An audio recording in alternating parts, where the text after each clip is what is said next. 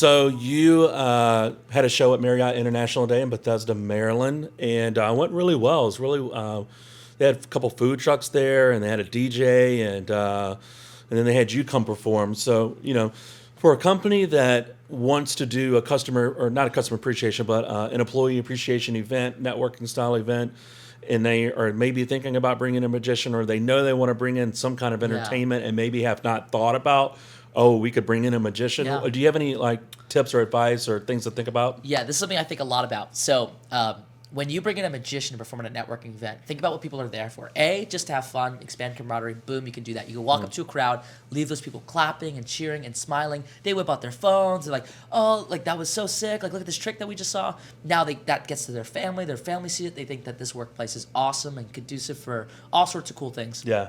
Secondly, people are there to network and know people. So especially if it's not just Marriott International was all people who work there, right? Right. But this one was for people. This was such a huge campus. Not everybody there knew each other. Right. There might be different departments that need to network with certain people. Just never have the opportunity to catch each other at work. But a lot of times you have people from other companies coming in, right? So AstraZeneca medicine company I did a networking event for.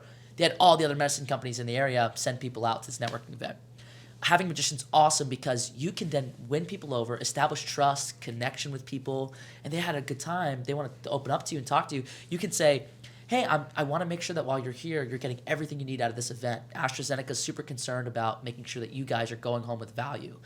Is there anybody here that I can connect you with that you're hoping that you can just talk to before the event is over? Now, Dan, who I performed for 20 minutes ago, who loved me and was like, oh, Chris is the man, now is typically a hard guy to get.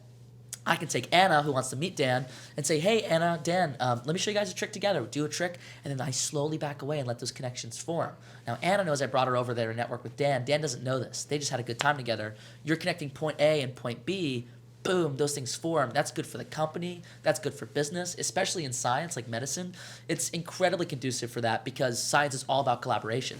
So, No, I saw it happen today. I mean, and you get this with a large corporation where there's big departments that are separated by floors or completely different sides of the building or another building altogether. They never see each other. Yep. So there was an instance today in the walk around where there were people within the group that worked for different departments. So it's a great way to.